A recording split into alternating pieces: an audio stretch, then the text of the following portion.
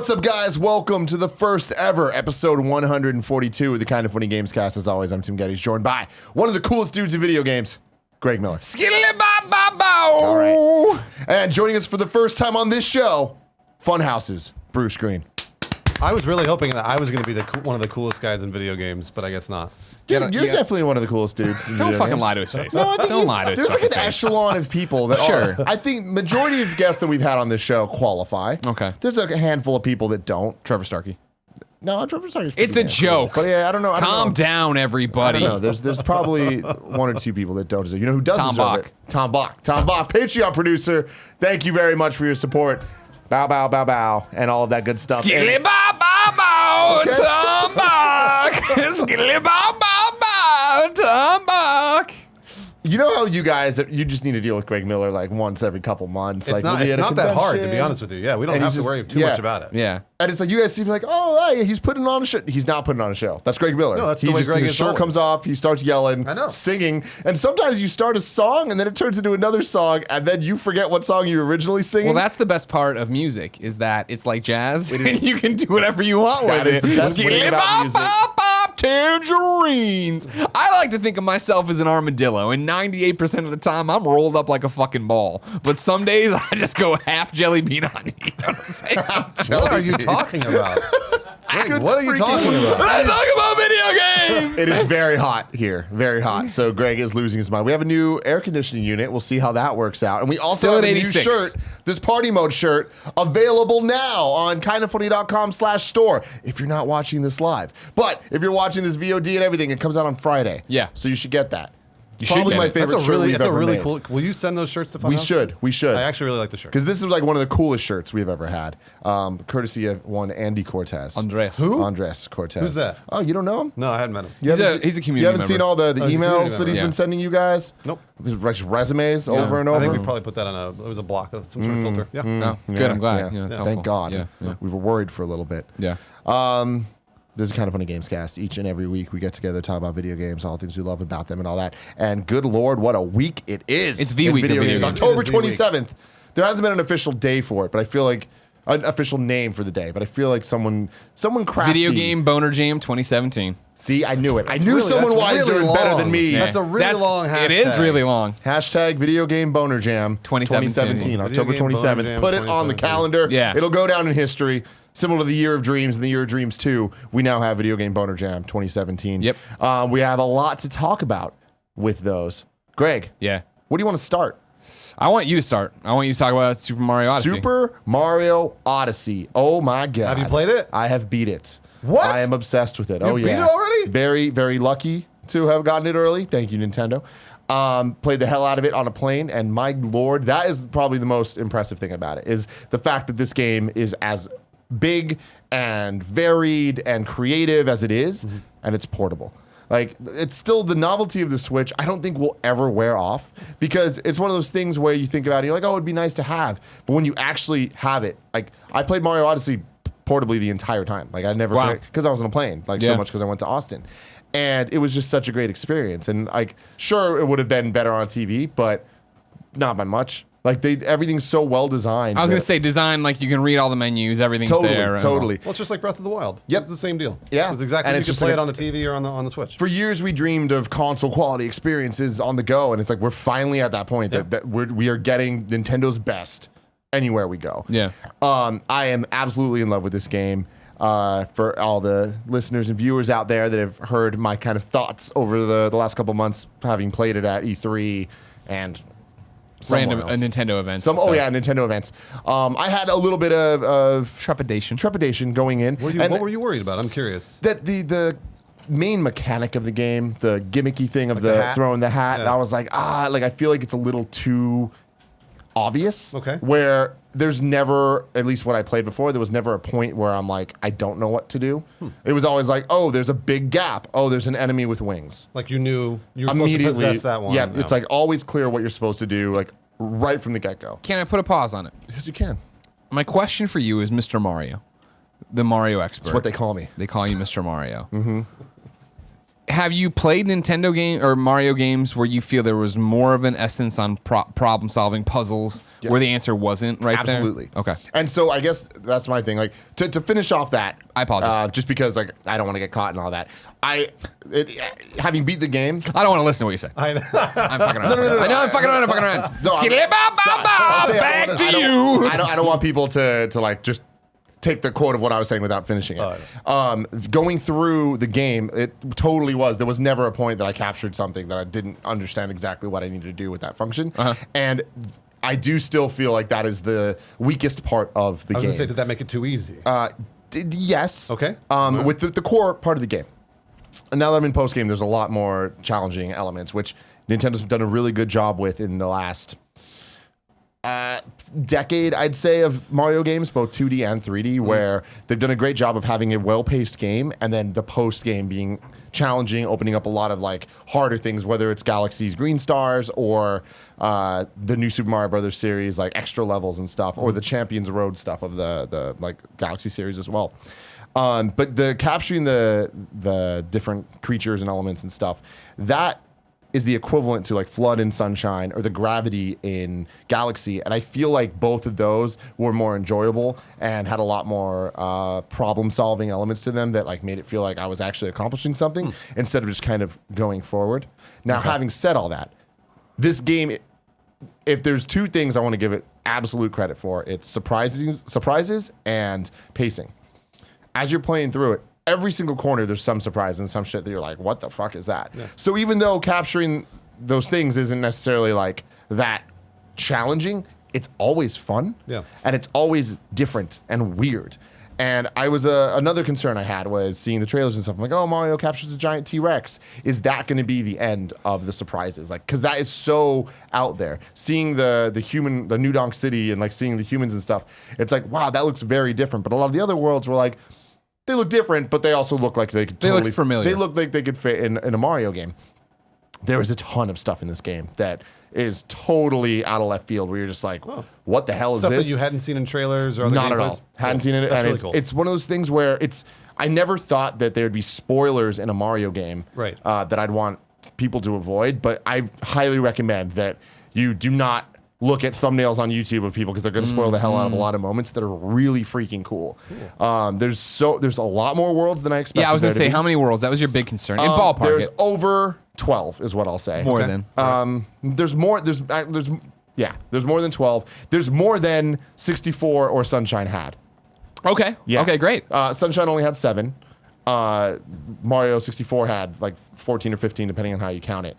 And this one has more than that in theory. Well, it gets weird, but because not all of them are equally big. Like there's some that are like smaller levels that are just boss fights with a couple moons. But I think that's the cool thing is there's no consistency, but it's very well paced. So it's like you never know exactly what you're going to get to next. You might get to a kingdom that is a bit smaller, but then once you're there, it opens up something else that is like, oh, here's where the next level or next portion of it is that's totally different. And in that sense, it reminds me of Galaxy a lot. Like they went into this and they're like, this is the successor to Mario 64 and Mario Sunshine. They even showed that kind of like graph of like how the Mario series has progressed. And it definitely is, and a lot of the levels are that. But this is also a successor to Galaxy, and I think that was a very wise call on their part. I think a lot of the early levels and late levels specifically are always keeping you moving forward. They feel very linear if you want them to be, and that's a trait the Galaxy had. But then you get to other areas, and you're like, wow, this is super open, and there's 5 different moons that I can see in the vista, and at any moment I can get any of them. The game also, again, not being challenging, but it's always fun. There was never a point that I'm like, ugh, like I don't want to do this. Or I looked at them like, oh, I know exactly what I need to do. Now I just need to get it done. It's always like, I know exactly what I do, and it's going to be fun doing it. Yeah. And I think that is a charm that Nintendo has in its games, but specifically in Mario games. And the surprises are always interesting, and the charm levels and the goofy little things, it never comes off as corny or like, oh, they're doing this just because they can. Yeah. It's always like, this feels right in the world, and it does feel like it's progressing the Mario franchise ahead. It's not the revolution that Breath of the Wild was for the franchise. I was just about to ask, because I think a lot of people saw trailers and gameplay and went like, this is the open world Mario we've always wanted. It's not open world, right? No, not at all. I mean, like, when you get to New Donk City, it's large. But you kind of get to the boundaries within a few minutes. You sort of know where the edges are. Yep. But other worlds, I assume, are larger. I mean, so this is where it's like I'm not trying to spoil anything, but I feel like some of this talk is not gonna ruin your experience. Sure. New Donk City it's more vertical than it is Got it. Okay. large. Yeah. And I'd say that it is one of the bigger stages. It is. Okay. That and the like Mexico like sand. Yeah. Like cold like ice sand world. That is probably the biggest world I want to say. Yeah. And then the rest of them, none of them. There wasn't a single level that I was like, "Ooh, this is too big." Everything feels like there was a lot of thought put into the level design, and it's constantly like, "Oh, cool." It's not just big for the sake of being big. There are a couple levels that are like, I wish there was more here, because like there's one in particular that I'm not going to spoil that is so fucking cool and different than the rest of the game, and there's not much to do there. And I'm like, oh, like that would have been such a great wanna do thing. more? It does make me think like, will there be DLC for this game? And like, there's a lot of hints that there will be. So I'm very excited about that. But even then, I'm done with the game, and I have so much left to do. I think there's somewhere between 800 and 900 moons. I heard, more than 900. I don't know. is what I heard. Is there more than 900? That's what I heard. So how many did you get? I currently am at less than 200. I'm like Oh my god. around 200. Nowhere near. Yeah, nowhere near. And in the history of 3D Mario games, you only needed 70 to beat 64, and there was 120 total. Right. Sunshine, I don't remember the exact numbers, but it's something similar. There was 120 total, and I think you needed 60 to beat that one. And then Galaxy's a different beast because it's a bit more linear. Yeah. So I think you can scrape by with something like 150 or 140 even to beat the game. But it's so much fun to get all the different ones, and none of it feels like the blue coins in Sunshine that are kind of like, ugh, this is just collectibles. I for have the to sake. do this. Yeah. It felt like filler. There's no filler in this game, or there's not that there's no. There is very little filler for how much there is. Some of the moons are not hard to get. Yeah. You just see them and you're like, I'm gonna get that. And you do. Other ones are fetch quests, other ones are, platforming challenges or whatever. And I think that's kind of what made the game so special, is that all moons are created equal. In the sense of they just add up to like they all are worth the same amount. There's some triple moon things that you beat a boss or whatever, and you get 3, but that's still just getting 3 moons. Yeah. And I thought it was rewarding to know that even if I have to spend 10 minutes collecting bandmates or whatever the hell it is from around New Donk City, or if I just see something at the top of a building that I need to find a way up to get it, that those are equal challenges, and it's not like it's on different lists. Like it's one's not like really, really hard, one's really, really easy. Yeah, and it's not like a Ubisoft game where it's like a bunch of checklists of like, get all of these things. E7 again. We got an E7 alert on old Rolly Bot down there. Rolly Bot is having an E7 attack. His name's Rollybot. Yeah. I like that. Does he roll though? I don't think he does. Dumb name. Fucking wheels on him.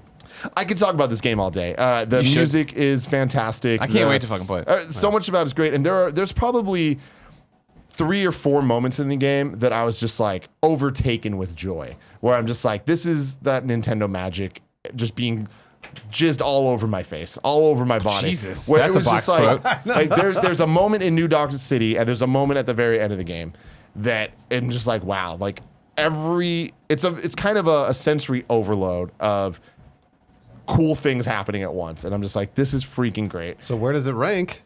That is a very hard question, man. Yeah, Like, are you talking about within 3D Marios or within Game of the Year this year? Because I think both are very, very, very hard discussions to have. Is it better? How much did you play Breath of the Wild? A lot. So did I. Did not get all the shrines. No. Yeah. But definitely not the Korok seeds. Right. But I played a lot of it. Did beat the game. And did way more extra shrines than I needed to. So which one do you like more? Which one I like more? It sounds like Zelda's still my Game of the Year. Okay. All right. That's what I figured. where I'm at. That's what I figured. And that is just a crazy thing because this year's been insane. And the fact that Nintendo has 2 games this good. Yeah. The reason I give it to Zelda over Mario is I'm a Mario guy over Zelda. Yeah. Breath of the Wild was revolutionary to me, and it changed Zelda, and it made me like it even more than I already did. Mario was just like lived up to expectations, and Yeah.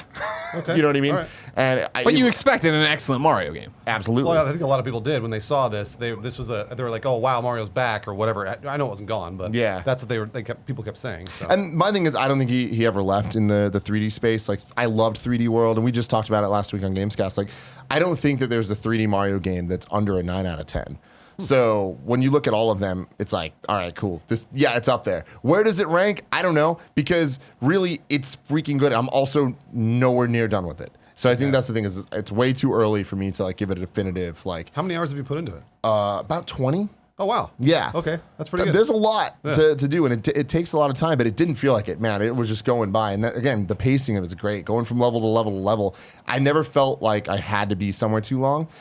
In all the previous open world ones, so Sunshine and 64, there's a lot of times where I'm like, oh, I need to get 2 more stars in this level before I can open the other levels. And it just kind of feels like it's overstaying its welcome. Mm-hmm. Like, it reaches a point when you go back to get everything. That's different. But in order to progress and to get to the next level, I think this game is just super good at getting you there fast. Yeah. But there is a chance that after completing more post-game stuff, that this will beat Zelda for me in the Game of the Year discussion. Wow. But as of now, Zelda wins. It's just the post-game in Odyssey, without spoiling anything, is freaking awesome. It is super cool.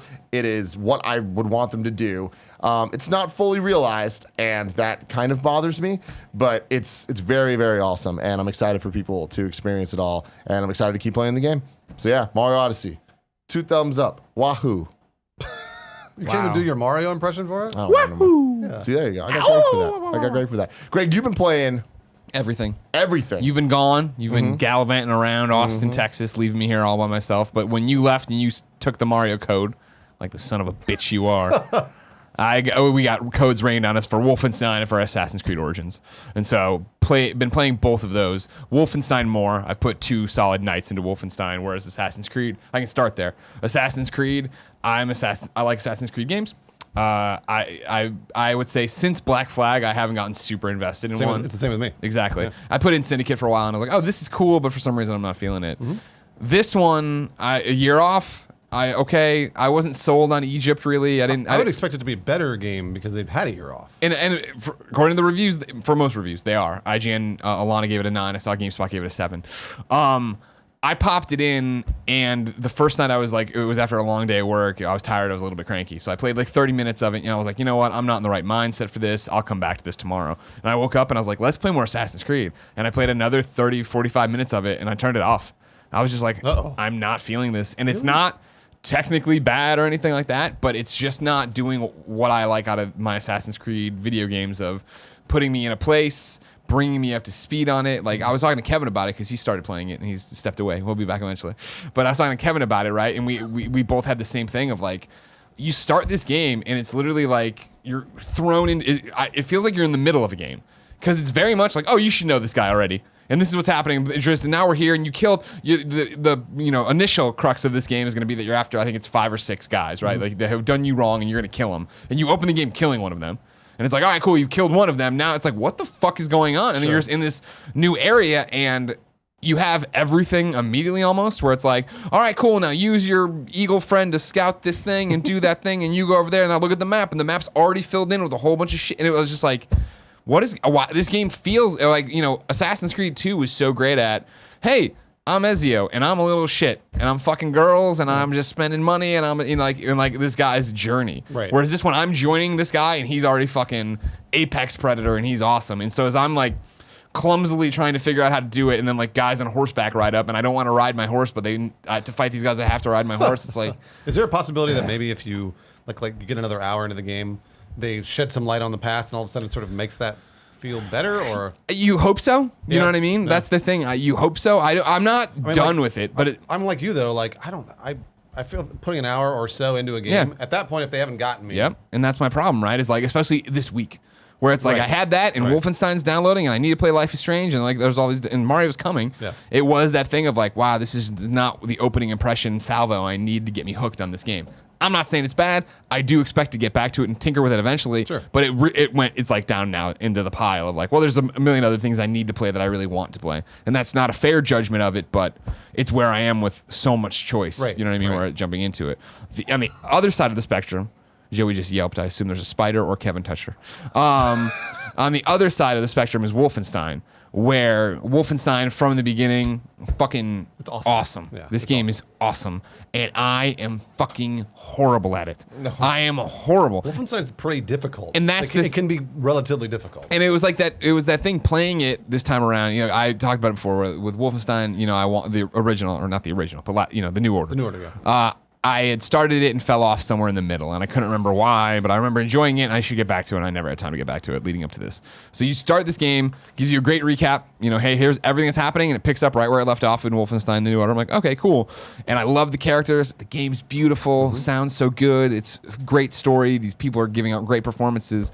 And I'm playing, I'm like, oh, right, this is why I stopped playing The New Order, because I'm just fucking bad at this game. And because I don't play shooters all that often. Oh, okay. And I play Destiny, but that's not the same thing. No, it's not. And it is that thing of like, since The New Order, I've played other shooters and had fun with them and beaten them or done whatever.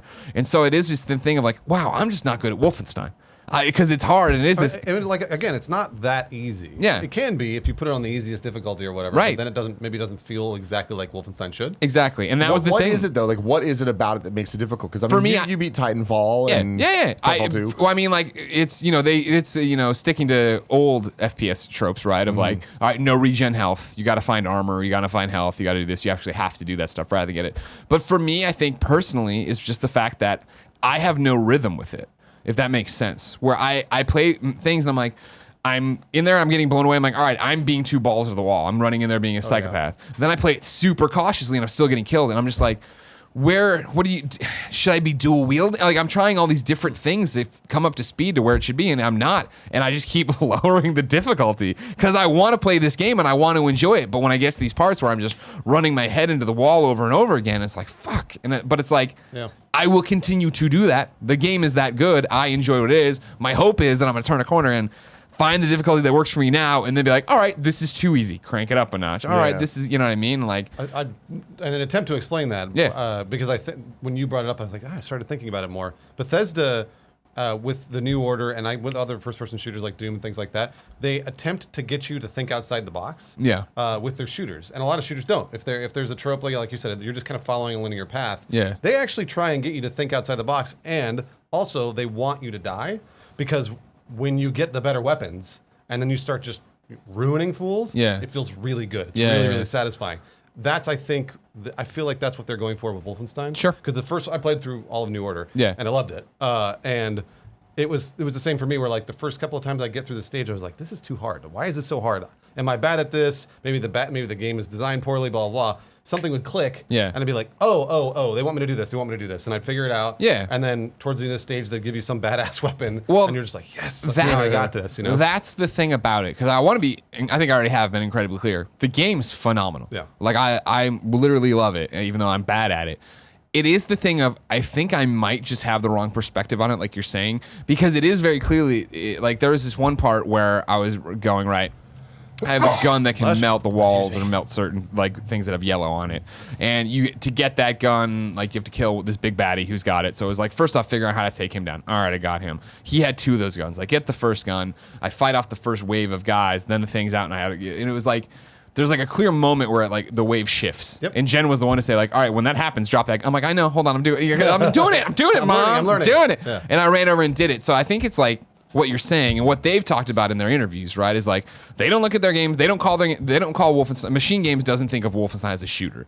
They talk about for them it is this action adventure, I think is what they called it, and because it's more than shooting, it's more than that. And so I think I'm very much coming in like, it's Call of Duty. These guys run over there and I do that and I shoot this and I have to do that. When in reality, I have to figure out what the right weapon combination is, which is fine. It's just frustrating when I'm like, I'm going to sit down and make some progress in Wolfenstein and it's me fucking going at it. And where the fuck is this guy who's broadcasting the location? I'm trying to catch him, but reinforcements are coming and it's like, well, it's a lot of I can't take credit for this. My compatriots at Funhouse, I think it's either Lawrence or Adam, constantly talk about how basically everyone's like, I want Half-Life 3, because Half-Life 2 is so good and Half-Life is so good. Those are more of action adventure shooters. They're not just a Call of Duty shooter.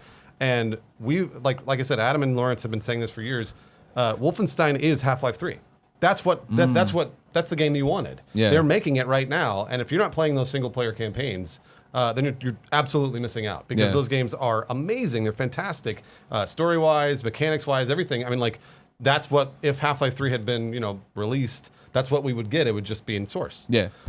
And I think Bethesda Machine Games are doing really good work on those games. And they're doing something special. They're doing something different. I mean, like you've talked to me about video games for years, of course, and you've listened to me talk about video games for years.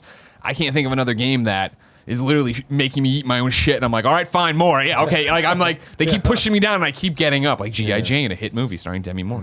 You know what I mean? Like I'm all about it, and I want to get back to it, and I want to play more of it, and I want to get better at it. And it's that thing where it's like, I hope that I turn this corner with it, where I'm like, all right, cool, and then quit, and then start again. Like let's just play through it the right way, at the right difficulty, so I can pop the fucking trophies I want. Stuff Good like lord. That. Yeah. So it's awesome. Like I mean, the performances are really good. The story's really interesting. It's that cranked up, not comedy, but over the top. Like it is. We're fighting Nazis, but they're characters too, and we're characters, and like what I wanted out of it when I was talking about watching the trailers. Like it is this hodgepodge of personalities and all these different things. And there's these interesting narratives woven into it, and it's like, yeah, fuck yeah, I want to play more. And of the this. reviews have been fantastic. Yeah. My thing is, I really hope this game sells well, because if it is as good as everyone's saying it is, and like with the whole controversy of single player games going away, and all, it's like, well, here you go. This is it. Put up or shut up. Yeah, Yeah. exactly. Kevin, we already talked about Assassin's Creed, but what are your thoughts? How long have you played, and what are you thinking? So I've played about like 3 hours, and not my favorite Assassin's Creed so far. Yeah. Yeah. Which is your favorite? Probably the second one. Assassin's Creed 2, that was a great one. Yeah. That's the one that was in Venice, right? Yeah. Yeah, that was amazing. Yeah. Great game. What don't you like about this one? It just doesn't feel like an Assassin's Creed. Like, the fighting has been changed, so now it like works with Shoulder buttons. Yeah, but also the setup of it, the way like you level up your character. Well, you make changes, you upgrade his stuff, and then like that upgrades the stats. There's RPG elements. Yeah, numbers. there's RPG. It reminds me a lot of Division. Division, yeah. I was talking to you earlier about this, and it doesn't feel like it's an Assassin's Creed game, and it feels like there's so many items and so many stuff, and I don't know. I don't like it anywhere near as much. I'm gonna keep trying a little bit because I'm a big Assassin's Creed fan. I've played all of them except for Unity and Black Flag. Oh, Black Flag's so good. Black Flag was great. No, I loved played the Black ships. Flag. Syndicate. You didn't Syndicate, play yeah, Syndicate? No? Okay. Yeah, Syndicate. And what's the one that came out around the same time? Didn't they release? The one that was like the Xbox One version or launch thing? We'll start with you, right? Unity. Unity. Assassin's Creed Unity, yeah. Anywho, I really like them. The way the story of this one started, super confusing. It was so confusing that I actually was like, this doesn't feel right. I'm gonna restart and make sure I didn't miss, like I didn't really? accidentally cut through a cutscene. I'm telling you, it It's feels like when so- a ride just jerks. Like it's fucking you warped into something. Yeah. Where you're just like, what? Okay, who is this? What's happening? I always thought Assassin's Creed was convoluted. I always Yeah, thought no, that it's story- always been yeah, no, the convoluted, but they story made me itself, care sure. about these characters. I Yeah. felt like, at least from the bat, or at And least this gave me a one- reason to. Yeah. Like, I don't even, like, it starts with something about to happen, then it cuts to a year later, and then it's like 3 weeks after that, and it's like, wait, what? All right, I guess. And so, yeah, I'm not super invested in the story, and now that I'm a couple hours in, I found out, like, what exactly happened, and it's just still like, man, what a complicated, convoluted way to throw you into this story that just What about the doesn't... world, though? Is Egypt cool? Yeah, Egypt's pretty cool. Yeah. The world. Egypt's pretty cool. The world's No, the cool. world is really cool, It's a yeah. pretty game. There's a ton. Like I was saying, there's just. Did you see the pyramids or the Sphinx? I haven't got Haven't gone that. there, I'm still in the haven't small gone town or there. whatever. Yeah, I'm still in the whatever. small town too. Yeah, yeah. I'm like on the mission that is gonna take you out of it right now. Oh. But if there's a side mission, man, I have to do it. So I just cleared out that whole little area, and it's cool. But again, the controls just don't feel right, and the gameplay is It should be a different better game. They could add an extra year. Well, that's the question too. Is like, so, Well, if it's different enough, like everyone wanted something different from Assassin's Creed. I didn't. I want to make that clear. Okay, so I guess that's the thing. It's like you just wanted more Assassin's Yeah. Creed, even though you haven't played the last two Assassin's Creeds. Well, it was the last one, but it came out in, like, there's two. I don't know, dude. Audience member Andy Cortez has shown up. Hey guys, what's up? Big member of the community. So it seems like the general consensus is that a lot of people like Assassin's Creed. I've put in about maybe 30 minutes ish, and I think it's gorgeous, and I love the main character, right? And I feel like I didn't really feel that with a lot of the other Assassin's Creed games. I didn't put a whole lot of time into the other ones, but I never thought like, oh, this guy's badass, and people are probably gonna check me on that because everybody loves Ezio and shit. But We do. Shout out to you, Ezio. yeah. He's not real, Greg. You know that. Right? He might be. But I put in about 15 minutes. I put in, or about 30-ish minutes to Assassin's Creed, and then I've put in like 15 minutes into Wolfenstein 2. They're both my games of the year now. Just I'm making a blanket statement right now. 15 minutes. Yeah, Both of them, 15 huh? minutes for they both are co-stars. Co-game of the year. No, jokes aside though, Barrett was saying that like Assassin's Creed is up there for his game of the year. Yeah, and Barrett hates everything, which is crazy. So it's very, very hard to please Barrett, and he loves this game. So And that's my has thing played about all it the is way like through. it's being super well received, and I think honestly, I read a little bit of Alana's review, right, and like I think it's even her strapline talks about how it's like it is a different Assassin's Creed. It's like an RPG or action Yeah. RPG or something like that, and it's like maybe again I need to come in with a different lens on. Maybe I just need to sit down and be like I'm gonna play 2 hours of this game and see if it clicks more. But Sure. who knows? You think you're just missing the power of the Xbox One X? I might be. That might be the Yeah, big that problem might of it. be Is it. that what got delivered? You think over there? Oh, I don't know. It should be here. Kevin, is that the Xbox One X over there? It should be. It is. It is. Yeah, Let's you bet. unbox that bitch. Yeah, let's Come on. fucking unbox that motherfucker. Pull off the label, will you? We actually have one in our It's all weird. office, I think, waiting for us right That now. is exciting. Yeah, no, I'm very- Yeah, it's Xbox One X Day here. Where they're all excited. shipping them out, doing that and stuff. Very excited. Are you? You're into I this? am actually very excited. Like, I don't. Thanks, big guy. I very rarely play console at home. Yeah. But the One X, I don't know what it is, but Xbox always gets me excited about their consoles. They always do for some Even, reason. even that. Kev, I need you. now. Yeah, I don't know. I'm Okay, not sure sorry. I got Hold on nothing. 1 second. I can't use your got no fingernails? fingernails and I got no keys fingernails. on me. I just got this is the Xbox One X, a brown box. Brown box. Here we go. We're gonna get in there. Do with you a want me to LaCroix. locally Oh, record gotcha. this? Okay. Huh? Do you want me to locally record this? That would have been some No. MacGyver shit. Don't worry That's about why it. I was like, this might work. You don't want to locally record this, right, Tim? Nah. Nah, it's on Gamescast, so they can see it. There. There we go. Cut away from yourself. Always cut away. Right towards you. Oh, that's. Oh, Kevin, give me the Circuit overhead. boards. Microchips. Give me Skycam here, Kev. Look. Kev, give me Skycam. There it is. Push, Oh, push here, this let out me of move this there. garbage out of the way. No, you got to play on PlayStation, remember? Do this. What do we got here? We got a whole booklet about it. Wow. Tell me about Mixer right away. Good. That's what I was worried about. Even the box that the Oh, yeah. box If you're is in is listening, cool. it's a cardboard box, and then inside there, it's got all the Xbox accoutrements and things there. Skycam. Oh, you got a good job, box. Kev. You had it the first time. Sorry. Then here, you can read from the pamphlet, the official Okay. Xbox One X pamphlet. Oh, it's a nice pamphlet. Oh. There's texture. Look at that. Oh, I'm yeah. not sure if that comes with every One X. Yeah, they gave Yeah, you don't think Holy you, shit. Here, that's for you. Oh man, They- I already bought this. They gave us the 4K stuff. Hey, if you haven't seen Planet Earth 2 in 4K on a beautiful 65-inch OLED TV, you're fucking up, man. You're fucking up. Man, yeah, this is so. If you're a listener at home, and even if you're not, we all started getting Xbox One Live Gold, Xbox Live Game Pass. These are all like trials. Netflix, so you can try the 4K, Spotify, EA Access is all in there. Then I think these are all games, right? Yeah. So yeah, we have insane codes for every fucking Assassin's game Creed. ever. Assassin's Creed Origins, Call of Duty World War II. Is code on there?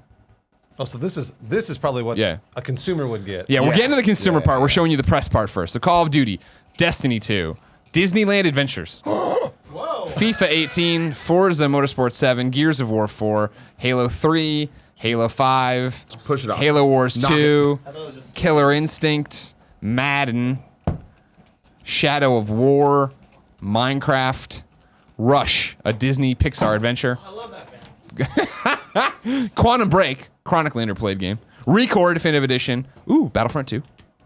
Super Lucky's Tale, and then Zoo Tycoon, the one we've all been waiting for.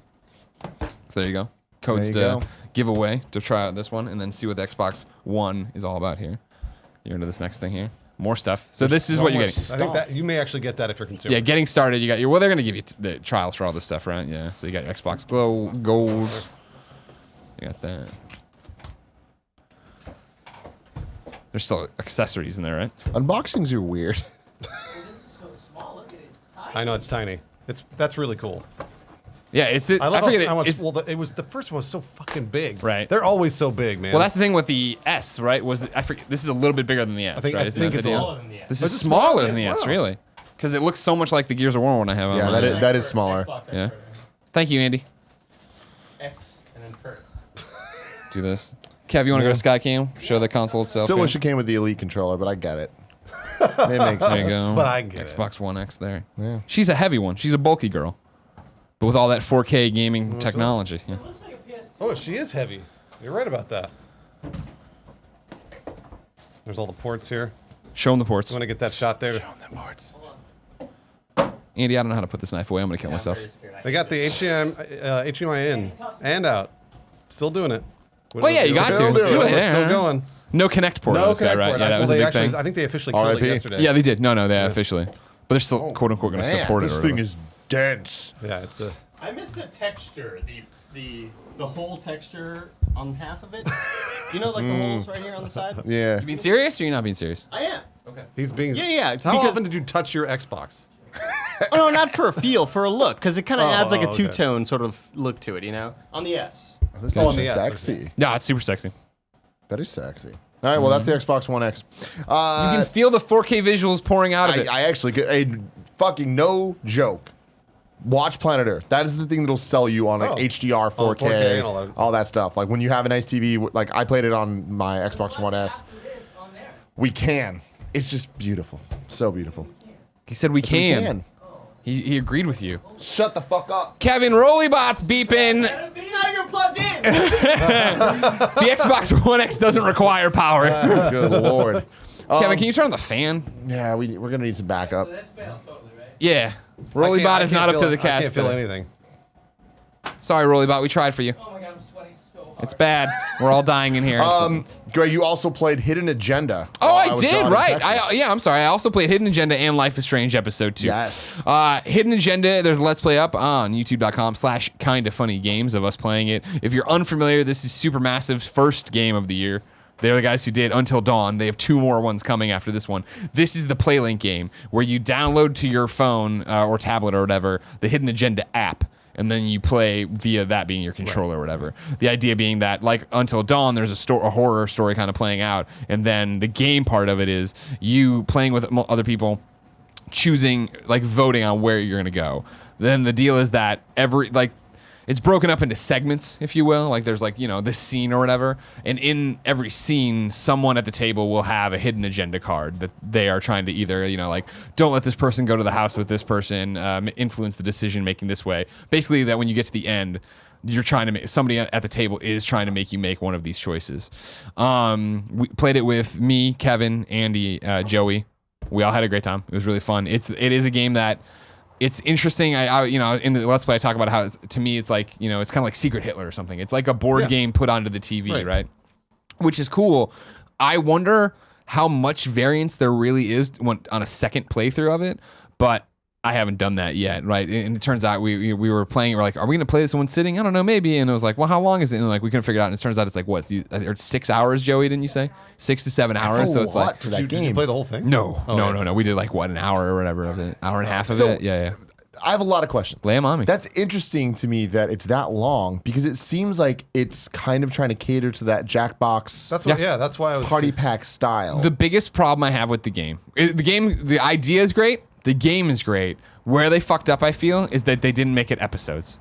They should have put out this game, called it Hidden Agenda, and called it Season 1, don't call it Season 1, but then have it be, who wants to play an episode of Hidden Agenda? Right. And we get 45 minutes that ends on a cliffhanger that makes me want to play the next one, but also chooses a winner or whatever. Like, I've played that part of the game. Because this is the issue with it of, this is a great idea. This is a great step, taking what worked with Until Dawn so well, that like how you and Nick were playing during Extra Life and stuff, and put it into a different thing and make it where we all just playing, having this great time together. But the problem is that there's never a clear end point for us, right? And you can stop and save and quit and come back, but it's that same thing of like, cool, I had all my friends over, we played an hour and a half of it, and then the next day, different friends are here, or a week later, Joey couldn't come, but we don't want to. It's like, oh, They can't pick up from where they left off. we can, but like, but nobody will know what's going on. Exactly. And that's it would have been, I think, a way better idea to be like, we're doing this in episodes. Every episode, if you're making your choices quickly, is 45 minutes. Yeah, no, and that's the way we'll definitely. break it up and have you go. If they would have done that, I think this would have done even better. Well, because that's what I think the beauty of the PlayLink stuff and Jackbox is it you can be in a at a party or just a group gathering of like people that aren't necessarily gamers. Yeah. And be like, hey, like we can have this experience. And it's at a point that it's not like, oh, it's stupid mobile games. It's like these are cool things that people can be a part of and feel like they're good at it or getting something out of it. Like they don't need a prior knowledge of video games, right? 100%. And this sounds like you kind of do. Like this sounds like you need the time investment.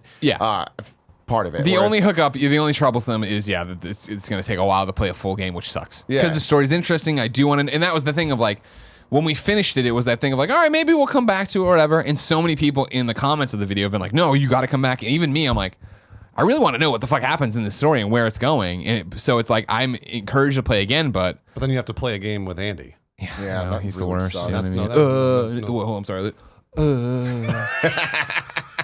You guys, somebody playing Gundams? Whataburger? Fucking nailed it. Fucking dude. nailed them. You know what I mean? Nailed it. But no, it's great. I'm a little bummed about it though because one of the problems I had, and this is a very me thing, but a problem I had with Until Dawn is I loved everything about it, loved the game. My first thought was, holy crap, I have so many friends that aren't really into video games that I'm like, you need to play this. And it's too much of a thing to be like, play this game that's 8 hours. We're whatever it is. And it is that thing of like, there's audiences that it'll work really well with, right? It will be of like, hey, everybody, I'm coming home for Thanksgiving and me and my parents do need something to knock around with at night or whatever. Or, hey, we have board game night every week at my friend's house, so we're going to play this for 3 weeks. Right. You know what I mean? Like, it will work, but I feel like it could have just been done way better. So that's the other thing too, I guess, to their credit. We already do have now a lot of games that are just the kind of 45-minute play a game. So it is cool that they're starting as something that is a bit more Dungeons and Dragons-esque. It sounds like they're trying to make a Telltale game, but for a lot of people. Yeah. And all in one sitting. Yeah. Because like even with Telltales, I wasn't crazy about them because they never felt like video games. It just felt like I was watching a movie. It was like press A or X, and I'd be like A, and that to me didn't feel like a video game, but you could play that with a bunch of people that didn't know how to play a video game. Yeah. And then it felt like you were it's a choose your own adventure movie. And it's disappointing that Hidden Agenda can't do that with the interaction of all the phones. Because I feel like you could get a bunch of friends together and do it for, like we said, 2-3 hours, choose your own adventure and have a really good time. But it sounds like it's more of a time investment than that. Yeah, that's the one downside because it totally is that, you know, when we started into it, I was like, oh, it's like this, it's like that. I didn't understand, Tim, how much like faking it is. Where it is, all right, cool. Like everybody gets the card, but only one of the cards is that real hidden agenda, and you look at it and swipe it away. And then it is like immediately every time we were playing, Andy was like, it's Joey or it's Kevin. And then you're like, oh yeah, totally. And then like you're making choices and you're like, wait, why are you siding with me suddenly? Because it's got some of the votes have to be the majority or have to be everybody. Sure. So it's like you have to get people to your sides. You're like bartering and negotiating to get people to come vote over here. I mean, it sounds great. It is. Yeah. It is great. It really is. It's an awesome game. It's a really cool experience. I recommend people try it and play it. I just I just don't think most people are going to see the end. Yeah. I think you're going to play it for a while and have a great time, but eventually some friend is going to be like, fuck, we've been playing for 2 hours. I'm not a gamer. I want to go do something. Can we do this? Blah, blah. You know what I mean? Like, let's go to the movie we're going to go see. Right. But there's ways to chip away at it. I just think it would have been way smarter to be like, break it up by episodes, and then if you start episode 2 and you've never played before, it's like, previously on Hidden Agenda. And it's like reading the choices from my save, knowing what I'm doing, and then we start off and you know what's going on. Andy, am I misrepresenting Hidden Agenda in any way? What do you say? Everything I just said. I didn't listen. But I did read the first comment on the thread, which is kind of the problem that I had with it, where you want the story to keep going. You want to find out what the hell is happening, but you also want to, like, you were trying. Like, I knew you were the faker at one point, or the faker, right? The guy who's trying to keep the agenda going. Yeah, Greg had the hidden agenda. I knew that, but I didn't want him to go through with it. But what he had to do in order to go through with it was the only way to progress the story, it felt like. So it's like you're kind of battling, do I want to fuck Greg over, or do I just want the story to keep going? And so there's like a competitive aspect that's I don't love. Now, for the record, we were playing competitive. There is just a story mode where we could have just voted and done whatever. Changes. Yeah. Oh, okay. Yeah. Gotcha. So you could play through it and not be where we were, where it's like we're trying to Does go that away. just mean there is no hidden agendas then? We didn't play it. I don't Got know. it. I haven't had an experience with that. I've just played competitive mode. But there is a video on the PlayStation blog called The Difference Between Them. We had a conversation about this, I think, on Games Daily about how many players can actually play it. And I was like, I don't know. Kevin, can you watch that video? And Kevin's like, I can't. We got the answer we had, but no one's watched the video still to explain the difference between story and right there. All you competitive. gotta do is click. Yeah, I know. Again, once it was one video I should have watched multiple times already. But I And fucked then up. Life is Strange Before the Storm, Episode 2. Yeah, I forget what the subtitle on it, but it's episode 2. It continues to be fucking great, man. That game, did you play Life is Strange? Do you care about Life is Strange? So I always get these two mixed up. I think so. I watched somebody play through most of it. Okay. It's the one. Is it the one where you're walking around the house trying to discover what happened? No, it's Gone Home. Then I know. I never played it. Okay. No. It's like I said with episode 1, like I just feel like this game has no business being this good. It's still the same thing of like I was never aching for Chloe and Rachel Amber's story when I played Life is Strange #1, but here I am getting it in like episode 1. And you're like, oh fuck, it's cool, and they're doing so many interesting things about it because in Life is. That's the crazy. That means somebody's car is like now a cube. That Really? means that we need like Jaws to life crazy ass. I've never even heard that. No on one the has. side That's of the that. second time I've heard it while like we've done this show. recently, like Yeah. about a month ago, there was like maybe it was like 3 weeks ago during the fires and stuff. We just heard a normal siren go, another normal siren, then like a weird high pitched one, then another weird high pitched, and then that thing. It's like, what the fuck is going on? Weird. The original Life is Strange, you played as Max and you had the power to rewind time. And so there was like this video game element to it, really, outside of just conversations and branching storylines.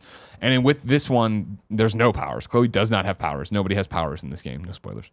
And so episode 1, it was really great. They did these cool things, and then they had dream sequences you were in, like, and having these really touching moments. I felt with your father who's passed away. That this isn't a spoiler.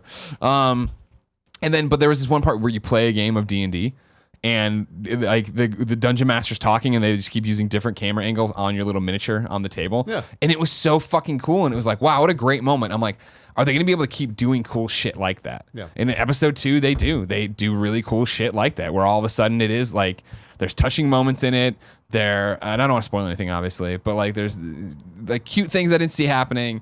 There's this one thing where this guy's getting in a fight and he's asked you to protect his brother, and it's like, do I go out of the room or do I stay in the room, and what do you do? And then it was like, I made my choice, and then there were like multiple callbacks throughout it, and I did something shitty on top of that.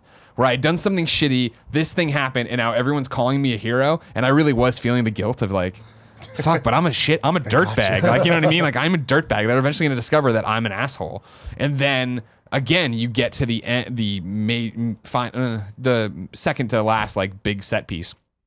And it happens, I don't know, should I say or not? I'm going to say it. I don't care. I'm just going to say it. Like, Rachel Amber's in this play, right? The Tempest. One of the people can't make it because of the fires that you guys caused. And you have to go on stage and do it, right? And I'm like, all right, cool. So it's whatever. And they give you the costume, and then you change and you come out, and there's the script. And you click on the script, and it has your lines highlighted. And I started paging through, and I'm like, wait, do I have to actually memorize these lines? Is that what they're fucking doing to me right now? And sure enough, you go on stage and it pops up with like multiple versions of like, what's the real line? And I was like, That's kinda this cool. is so I fucking think cool. James Willems is trying to call in about Life is Strange. James, are you trying? Are you live streaming right now? We are live streaming right here. Do you want to say hi Oh to my Tim? God, there's video. Hi. Tim. Hi, James. Hey, Greg. Hey, guys, I need your help real quick. So since Bruce is gone, Lawrence decided to do a real game for real gamers episode, Yeah. and he picked this game called Neo Feud. Really cool. And Real turd. Elise and I haven't done any commentary on it for the last 15 minutes or so. It's just been Lawrence playing silently. Good though. This is what it looks like. You could do. Oh, I gotta throw the olive oil on my cyber arm. It's in the future, so you gotta grease it up. This with is the, it. It's a robot arm. He's putting virgin Let's turn olive it towards oil the on his camera. robot arm. Or we could sprinkle it all around here. You want to skycam it? Hold on, we're skycamming your gameplay. Lord. We don't have funhouse technology. It'll take a second. Waiter cap. Bruce, Content do you remember within content. Toonstruck? Yeah, I remember Toonstruck. Yes. This makes Toonstruck look like Destiny 2. Can anyone figure out what's happening on screen? Do you need Greg or Tim's help or Andy or Kevin or anybody? I need you to tell Lawrence to stop. Okay, so on 3, we're all gonna say Lawrence stop. Okay. All right. Look what he's doing. He's literally unscrewing every screw. Okay, I ready? have to pop up 1, the actuator camera. 2, But hold 3. on. Lawrence, stop! That's really mean to do that. Oh, you hurt Tyson's feelings. hey, Uncle Tim. We call him Uncle Tim. No, Cool Tim, not Uncle Tim. If Tim were an uncle, he would be extremely cool. James, did he stop or not? No, but you guys hurt his feelings. I just got olive oil in my cyber actuator arm. I'm sorry, guys. There, I apologize for the interruption. It happens. James, we're gonna go back to a podcast. We're sorry. There's Benson, by the way, if you want to see. This dog is. You want to see Benson? What did Benson rub his nose off on? Oh, he has lupus. Yeah, he has a disease. He has a disease. All right, bye guys. Bye. I apologize. I did not know they were gonna do that. I don't care. We had fun. This is what we do here. It's Yeah, party funny. mode. You go out there and you deliver your lines or whatever. Yeah. And then, which I thought was like a super cool, like the game does so well at, hey, you're a angsty teenager, right? And now you're like, all right, whatever. But then I'm in these situations, like, and then from there you go to like Rachel Amber's house and you have to interact with her parents, and, like set the table, and like they don't like Her you, and name's it's like Rachel Amber. it's one of those like Tim Gettys. Somebody names. can't have. Two Her name's names. Rachel. Tim Getty's name. Yeah. Like you know these people in your life who you say their full name when you talk about Tim them. Getty. Oh, so her last name is Amber. Yeah. One of those guys? Yeah, I've never been one of Tim those Gettys. guys. I actually do. I say Tim Gettys. Yeah. Really? Yeah. I feel like I've made it. That's Yeah. kind of dope. I say Tim. Yeah, Gettys. yeah. No, you're definitely a two-name guy. But you walk around and you We got do Andy that. Cortez over You there. wrestle with these, choices, and they do weigh on me of like, and like the disappointment in my mother Joyce all the time. I'm like, yeah, this is a real fucking thing. You know what I mean? Like, it's just another great episode of. I was playing and I was like, all right, where are they gonna go with this, right? And then I wasn't like out of it, but I was like waiting for something, and then it all just goes, and like again, it ends with another like, fuck, I can't wait for the next episode. Like they nailed this. So like, yeah, what is the next thing going to be, and how are we gonna get there? And I'm getting sad already, and I want to play Life is Strange again now because now I know who Rachel is. See, is that better for you? It is. And It so is. like I want to. Well, I'm saying no, Rachel Amber, just like, not to be that guy, but I'm gonna be. She's gonna be a porn star eventually. I thought it was a hyphonated first name, Rachel Amber. I mean, either way. Yeah, porn either is in way, the it's definitely a future. porn star name. She's dead, and everyone knows that. I didn't know that. Yeah. Spoiler So there you alert. go. Porn stars can die. Spoiler alert. So Look at how that does it again. compare to other? It's like other like games like this, like Telltale games like Game of Thrones and Walking Dead. Yeah, sure. For me personally, the way I always think about it is that What's going on? I feel the game resonates emotionally better than Telltale games for the most part too. Okay. I think, don't get me wrong, I think Walking Dead season 1 great and like hit Sure. me in the feels and did all this, but like it's rare. Like when I'm playing a Telltale game, I feel like it's very much a game. Even in Batman, right? Where I'm like, I want Gordon to be my friend, and I fucked it up, and I was like, fuck, Gordon's not my friend anymore. I won't ever keep going. Yeah. You know what I mean? Like, well, that's not the way I thought it was gonna go. It's fun and it's in, but it's like I get in and I get out, and like with the exception of Walking Dead season 1, which really did hit me in the feels and keep me thinking about it forever. This is more. It sounds like personal relationships. Exactly. Like personal human relationships. And that's the thing of like versus Batman and Gordon. Yeah, exactly. And like that's the thing is like this is on paper like what a fucking stupid game. Like you're just playing as an angsty girl. All right, cool. I'm fighting zombies. I'm doing you're just living your life. Okay, but I've rewind powers. No, I mean there's this like system where you yell at people and if you get them mad, like they'll fuck up. I'm like, oh, all right. And like I just walk and like but like my dad's dead. Oh, and like mom's got a boyfriend. Oh, yeah, okay, like, all right, you know what I mean? It's like a young adult living novel, in real life, but yeah. they do such a great job as Life is Strange 1 did, even though that was a little bit more fantastical. They do such a great job of giving you themes to relate to and emotions to relate to, and totally bringing me back to, hey, yeah, this is what it was like to be in high school, and like. Again, I feel like enough's time passed. You might have been waiting for it, but like in episode 1 of Before the Storm, right? Like, there's this super powerful scene, and I won't spoil it or whatever, but like this super powerful scene that is like, I've never had a parent die. You know what I mean? But to go through as Chloe and be like, she's fucking raging because of something that's happened, and then get to this like stark reminder of your father who passed away, and like it like.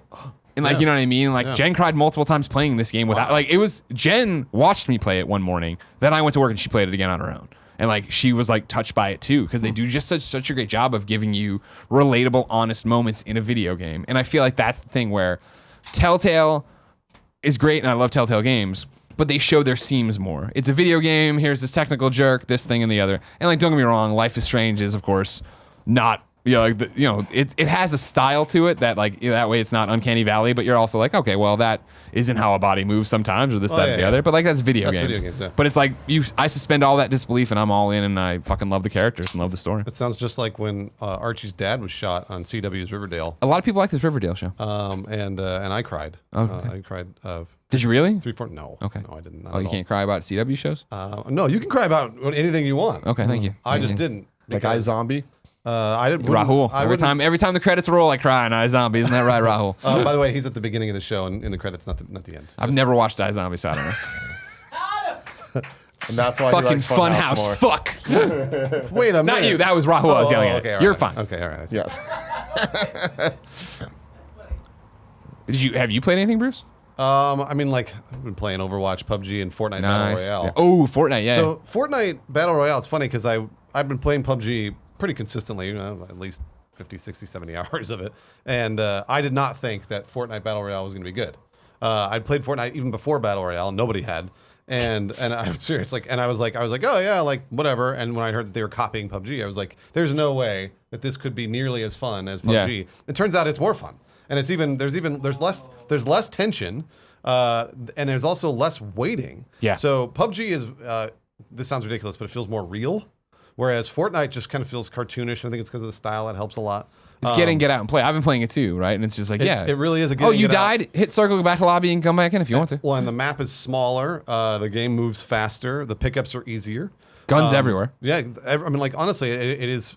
I've had more fun with it because it feels like there's less pressure. Which is weird because PUBG there's pressure. There's an investment, right? There's pressure on you to survive, and Fortnite not so much. So yeah, that's what I've been playing in my they're PC games though. So I know you guys. No, I play Fortnite on console. It's fine. We're brothers in this one. right, It's okay. all right, we're brothers. No trophies, so it's a lot like the nightmare you live every day. Right. Yeah. Where I play well, it, I don't I'm need like, trophies to validate myself. I just need to know that I'm going to play against the best of the best on PC. So. Yeah, well, yeah, of course you're gonna play against Pro the best of the gamers. best on PC. No, the best of the best of the best of the best. Of video games. Of video games. I see. You're saying they're all on PC. PC. Yeah, I understand, but a lot of them probably aren't playing because they're doing their taxes at the same time, using the calculator widget. We're on Excel. Yeah, doing exactly. spreadsheets. Doing this right. What's the monthly budget look like? Fucking dorks. Now, it is time for this week in gaming history. Now, Greg, we got an interesting Big week for you. Fucking day. Well, yeah, it is a big fucking day. Yeah, that's towards the bottom. That is the bottom of this list because it's backwards in time how I do it. I know what you're talking about. You start with the biggest. What do I know get you. that? I know you're. I don't know what he's talking 17 about. years, son. That's what I'm So talking about. every week, Bruce, we go back and we talk about all the biggest game releases or just whatever I want to talk about really that happened this week in gaming history. All right, gotcha. There's a very unique thing about this week in gaming history. For some reason, between October, the week of October, like I guess it's 22nd through 26th, or 27th, whole bunch of Tony Hawk games and Grand Theft Auto games. Guess those are popular issues. Let's start off. For Christmas, I would imagine. Start off something different here. 4 years ago, October 25th, 2013, Batman Arkham Origins came out. on Who PS3 yeah? and 360. Fuck you haters for not playing it and liking it more. If you didn't know it was WB Montreal, you would have loved the game, but you didn't. You're monsters. Deathstroke battle, the best boss battle in the Batman Arkham series. Fight me on it. You were a fan of Arkham Origins? I barely played it, just like everybody else. I did play Arkham Asylum, but Arkham Origins, everybody was kind of like, no, it wasn't very good. It's not as good. But then the more that I heard people talk about it, the more like, oh no, this game was actually really good. Yeah. We kind of fucked up. Yeah, So. exactly. Enjoy your tank in night.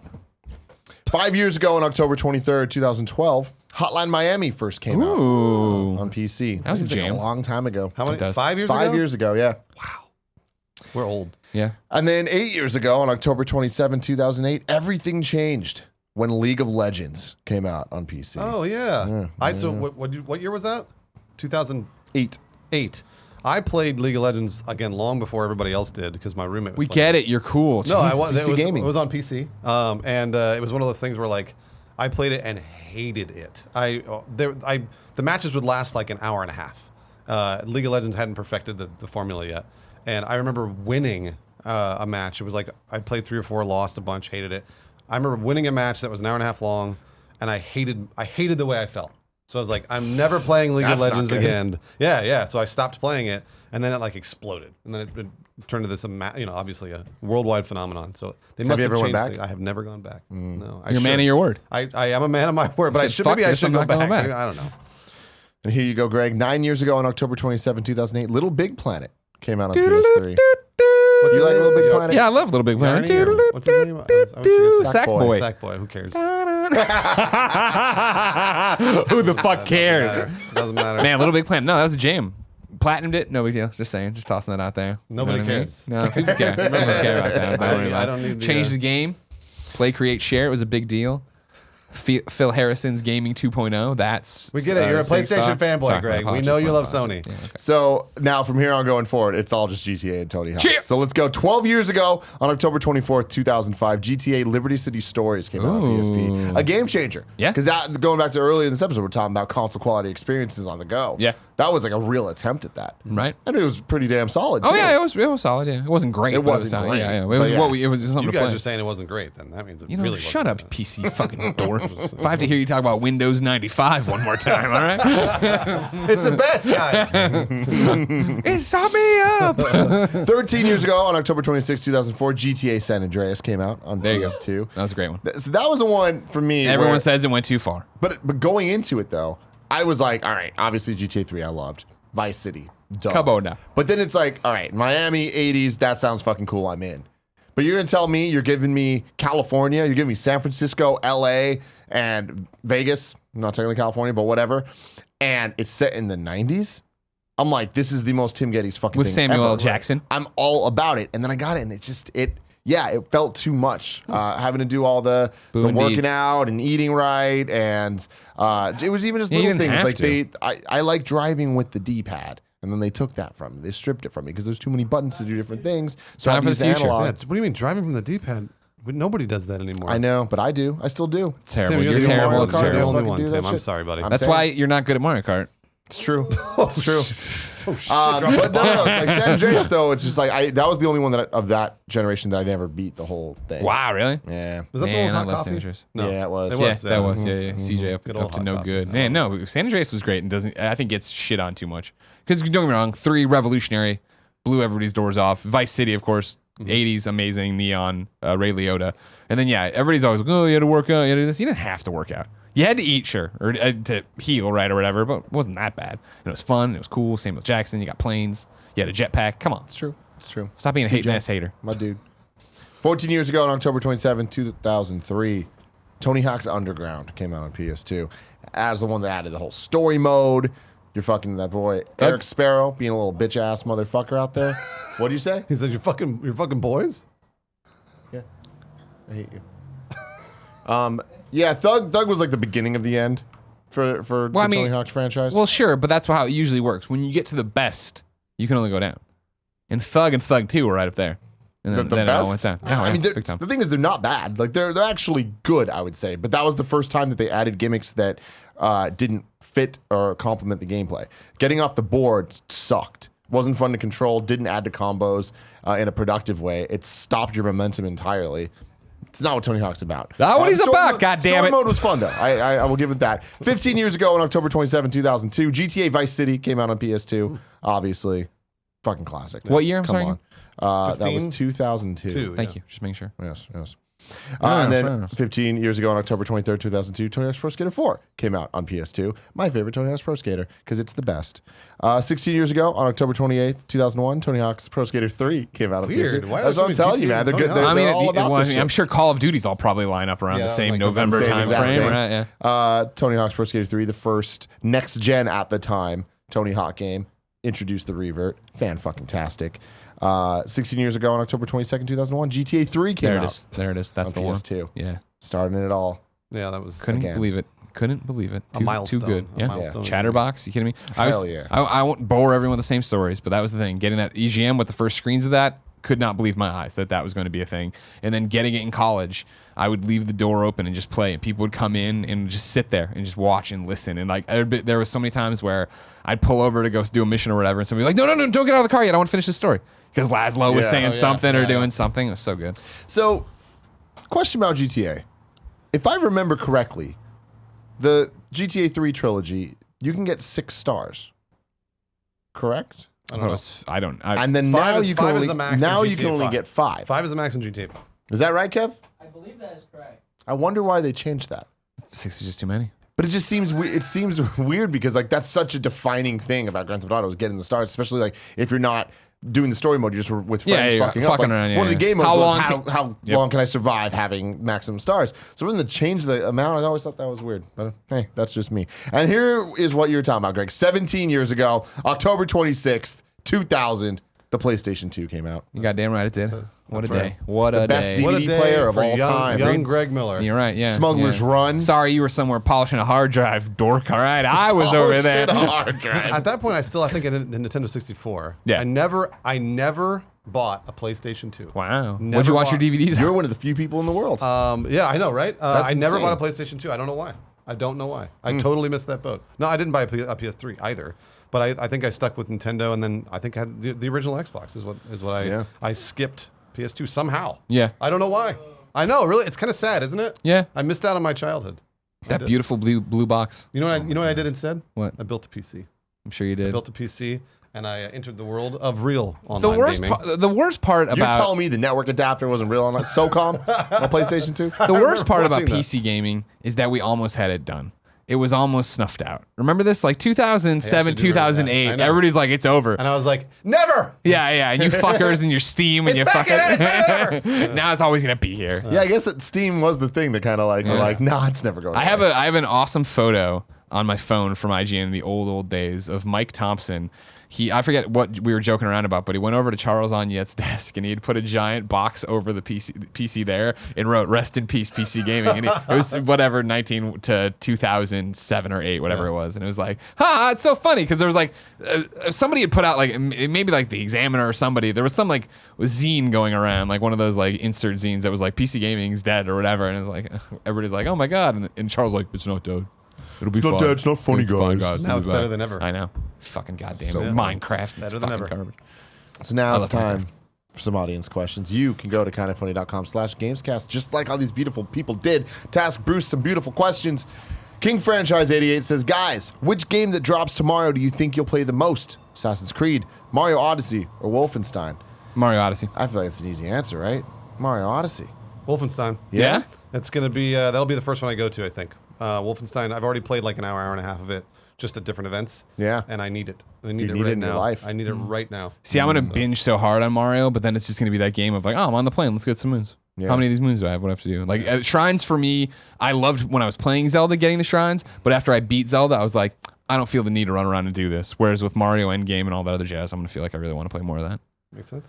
Obviously, for me, it's Mario. Although I do really want to play Wolfenstein. It kind of has sold me. I was You're worried. You're going to really love it. I was worried about it from a review standpoint and from like a actual critical reception to it, where I was like, New Order and Old are Blood. people going to think it's like a 7, 5, 8? Because if so, but like New Order and Old Blood were great video games. And this it's only better. All right. Yeah. The Hulk James says, why do you think Guerrilla chose to do only one DLC for Horizon? Maybe less is more? Yeah. I mean, I feel like it works to their advantage. It's what we've talked about too. I think you were on this Games Daily where we were talking about Game of the Year and should DLC be included for it if it's in the same calendar year. And this is a great way to be like, it's a really great marketing move. It's a really great thing of like I said, I beat Horizon in February. Literally a couple months later, I was like, man, I can go for more Horizon. And then they were like, hey, we're doing DLC in November. I was like, great. And now it's November. So it's like, hey, it's on the tip of your tongue for voting for nerds like us or whatever, for caring about Game of the Year. It reminds you of these games you played in the first half of the year that you forget about. Like Resident Evil was this year, which sounds crazy. right. Resident Evil's great and I That's love a it, great video but I game, just yeah. don't think of that as a 2017 game anymore. Then it is also like, hey, it's in the news. People are talking about it again. So now kids are asking for it for Christmas. Hey, it's selling more again. Hey, we're all around it. Like, it's a good move. And yeah, I think it's enough to be like, hey, here's this next, hopefully great expansion. And we'll see you for Horizon 2 in 2 or 3 years, right? Like, let's go off and do that. IMO, if somebody else has something to say.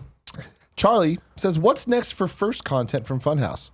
Esports is over. Would Bruce or the Funhouse team ever do a full-on Let's Play? So what do you mean by full-on Let's Play? Because interestingly, the first content, we did a thing, I don't know if you guys watched it at all, it's called Esports Ejects. And No. what we did was we basically tried to play as a team and get better together in Overwatch, competitive mode. And so we were actually playing the game seriously. And for some reason, people enjoyed it. Each one was pretty extended Let's Plays, about an hour long, of us not yelling at each other, but like getting pretty competitive. Yeah. In Overwatch, and I think we're going to do another season of it because awesome. we really enjoyed it and we love playing Overwatch. We play Overwatch all the time in our spare time anyways. So I think that will be more first content. There are other things kind of coming up here and there that we can't really talk about yet for first content. But we're cool stuff. We're in the works. They're probably like 6 months away. Yeah. But in the meantime, Twits and Crits is our Dungeons and Dragons series on first. And thank you. And then we're also going to be doing more esports ejects. So that's what's coming up for fun. I love you guys' little esports jackets or whatever the fuck they're Oh, called. the esports Uniforms. jerseys. The jerseys. Yeah. Those. Yeah, we like those too. They're fun. They make us look like total nerds. I love it. It's great. Yeah. Michael Gulliver says, "Hi Bruce, big fan. How do you find so much to do in games like GTA 5? Do you get gaming fatigue, and if so, how do you overcome it?" So 2 separate questions. Do you guys play GTA 5 at all? So we just recently committed. Oh, good. That we're going to fucking make this shit I made my work character with Let's Plays and party mode. I made my character. I ran around. I was like, oh man, this is a lot different than I remember. It's totally different. Yeah. I think you and I were talking about this last night. With GTA Co-op, they give, I think there's new DLC, which is just like new planes or new bikes or whatever else. Like it's almost every week now at this point. And you have to buy them. So it's like you're spending a ton of money on DLC. But the fun part is if you don't spend the money, you can either go online and watch people play it, or when you're in game, you'll see people fly by with it and use those different vehicles and stuff. And that's really cool. That's actually really cool in the GTA co-op world to be online with another 32 players or whatever else. For Funhouse, the way we're keeping it fresh is we're making new sets of ensemble characters. So all of us became the Watchmen, like with terrible Watchmen costumes, and then we each, played a character, which is garbage. But we end up doing the missions that GTA 5 lays out for you in online. There's a motorcycle club that you can do. There's you can run a business. There's a smuggling that you do, like a smuggler's run, which is like smuggling drugs and things like that. There's so much to do. Yeah. It's unbelievable how much there is to do in GTA.